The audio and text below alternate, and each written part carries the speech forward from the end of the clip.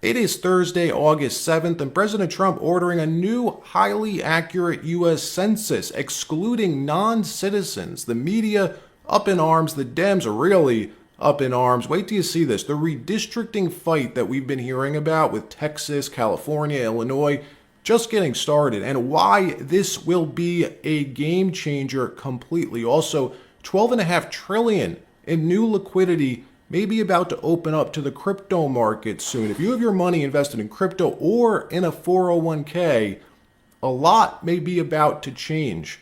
Also, massive new tariffs coming for certain critical sectors like chips and semiconductors, up to 100% tariffs.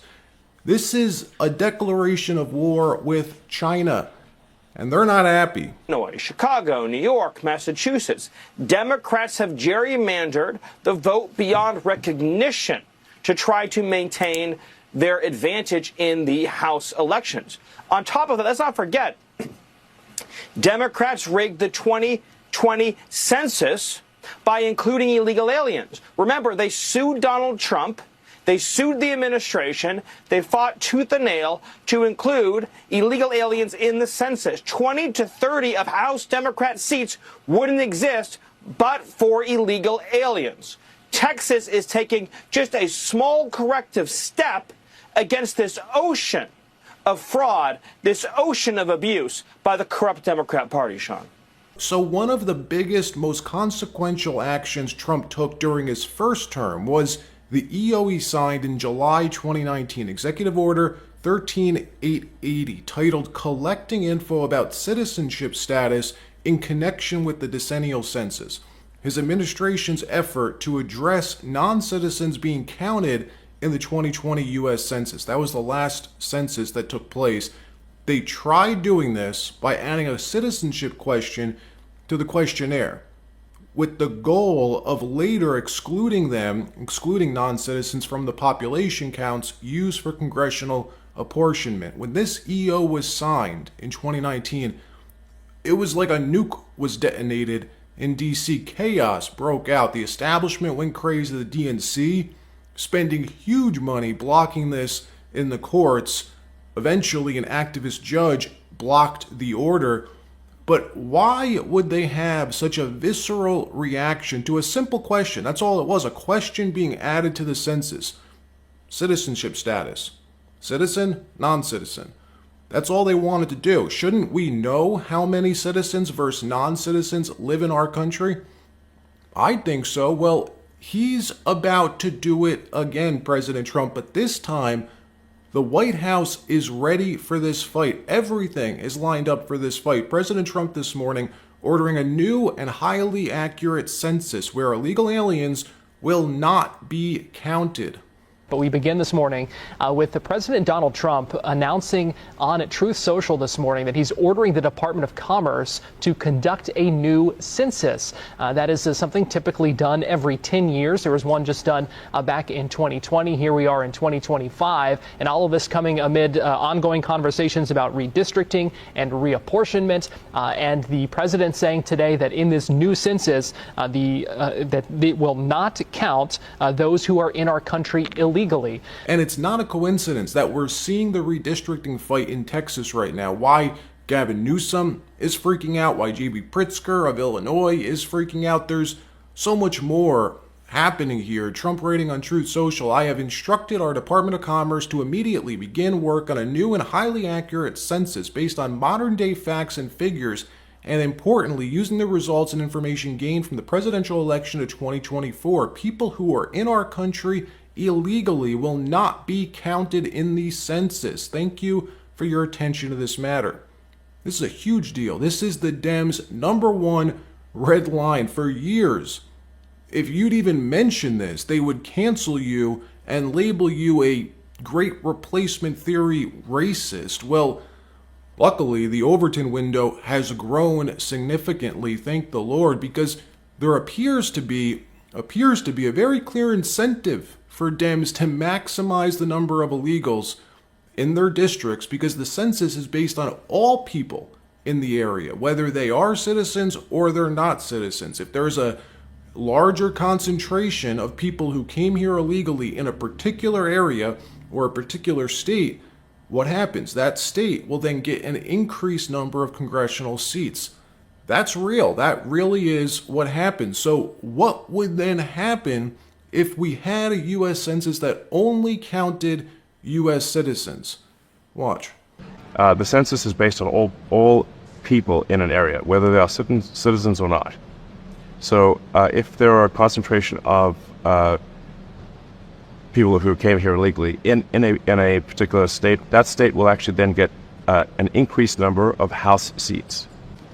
If you just look at the math, if you look at the apportionment with and without illegals, I believe the blue state, there would be a net loss of blue states of approximately 20 seats in the House.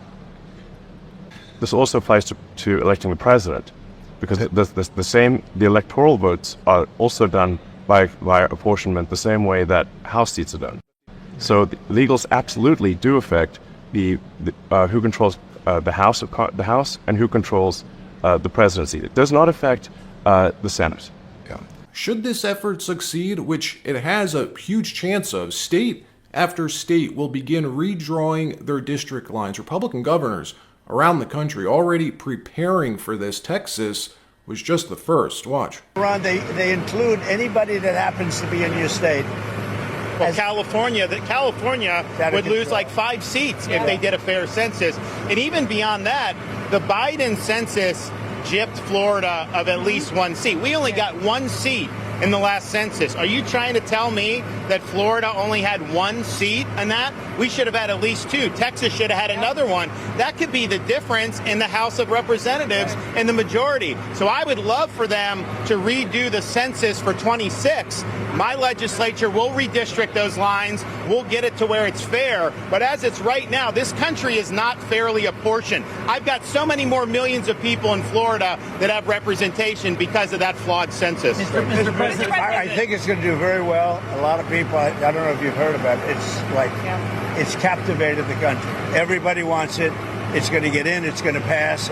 Meanwhile, we learned yesterday that Democrat Massachusetts Governor Maura Healey is giving $30,000 to each illegal migrant family to help them obtain a home or rental assistance. $30,000 in a gift, not to her citizens, but to people here illegally. She's doing this by using tax dollars appropriated for general shelter costs, shifting those funds to the state's home-based program, which provides rental assistance to migrant families. The $30,000 per family will be spread out over 24 months per family, per illegal immigrant family. Each family will get up to $4,000 per month in EBT cash, $500 per month for food, free health care, and free cable. Yes, free cable. You can't make this up. Watch. The Massachusetts GOP is criticizing Governor Maura Healey over a new report that shows shifting shelter costs to the state's home-based program. The program provides rental assistance to migrant families. According to the report, Massachusetts is on pace to spend $97 million on the home-based program in the current fiscal year. The state spent approximately $9.5 million on housing at-risk families. Massachusetts Republican Party Chair Amy Carnevale released a statement following the release of the report, saying in part, quote, "As much as Maura Healey would like the public to think that she's improving the system, the data tells a different story." For whatever reason, Dems still not understanding that prioritizing illegal migrants over your own citizens isn't a winning strategy, yet they keep doing it and wasting your tax dollars if you live in Massachusetts. In another story, President Trump's about to sign an EO that could open the door to a flood of big institutional money into crypto. This EO will open the door for crypto to be included in 401k retirement plans. The White House press office confirming this morning that the order will direct the U.S. Labor Department to reevaluate restrictions around alternative assets in defined contribution plans. That includes digital assets like crypto, private equity, and real estate as well. So if you invest in crypto, this could be a game changer. If the Secretary of Labor clarifies the department's stance on all of these alternative assets and allows for offering them in retirement portfolios, it could allow new crypto exposure for $12.5 trillion in capital. The 401k market There's a $12.5 trillion market. That's how much money is available to be invested. $12.5 trillion in 401k dollars. This would be a significant step forward for the crypto market. Bitcoin already rallying on the news this morning. Let me know what you think about this. Should 401k retirement funds be allowed to invest in risky asset classes such as crypto? Let me know your thoughts. Massive new tariffs coming on chip and semiconductor imports into the States. The only exemption for this will be for companies that have U.S.-based plants that build their products here, build in the U.S. of A. Apple CEO Tim Cook announcing they will be making 19 billion chips in the United States, and the big news, will be only buying rare earth magnets produced in the USA. That is huge news. Watch. And it's companies like Apple, they're coming home. They're all coming home. And we want them to come home. They have to come home. We're going to treat them really well. We're going to be putting a very large tariff on chips and semiconductors. But the good news for companies like Apple is if you're building in the United States or have committed to build, without question committed to build in the United States, there will be no charge. In other words, we're not going to be charging. So a lot of countries, a lot of companies are leaving various other places and they're coming to the United States. So in other words, we'll be putting a tariff on of approximately 100% on chips and semiconductors. But if you're building in the United States of America, there's no charge, even though you're building and you're not producing yet in terms of the big numbers of jobs and all of the things that you're building. If you're building, there will be no charge. So I just want everyone to know that. And I didn't even tell you that inside. We discussed the concept, but I didn't. So it's a big factor. So 100% tariff on all chips and semiconductors coming into the United States. There is a war, a silent war happening between China and the U.S. We all see the tariff war, but the real war is with rare earth. 95% of all rare earth metals are mined and purchased from China. They have a monopoly on rare earth, the materials we need to maintain our national security, to build weapons, AI, cars, power, nuclear reactors, and so much more. The Trump administration breaking that dependence, unleashing rare earth mining in the U.S. We'll have more about this in a few days, but this war is ramping up. What we're witnessing is a massive reshoring effort of U.S. manufacturing. Apple alone will create tens of thousands of jobs to build Apple iPhones and watch screens, doing so in Kentucky. Kentucky, watch. To make 19 billion chips for Apple in 24 factories across 12 different states. Second, we're committed to buying American-made advanced rare earth magnets developed by MP Materials, which will become part of Apple's devices shipped around the world. MP is the only fully integrated rare earth producer in the United States, and with this partnership, they'll be significantly expanding their flagship facility in Fort Worth, Texas. We're also thrilled to work together on a cutting-edge rare earth recycling line in Mountain Pass, California. And third, in Kentucky, we've worked with our partners at Corning to build the world's largest and most advanced smartphone glass production line.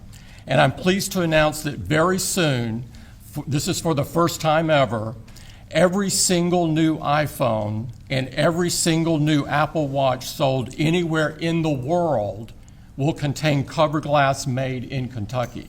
This is the real fight that's happening. Trump purposely holding this presser with Tim Cook, announcing to the world that Apple is pulling out of China, that they are done with China.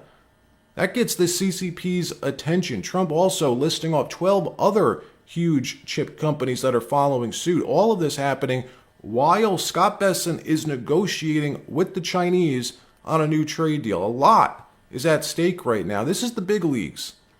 Aren't you glad that you have Scott Bessent and President Trump running the show with these negotiations instead of Joe Biden and Kamala Harris? I sure am.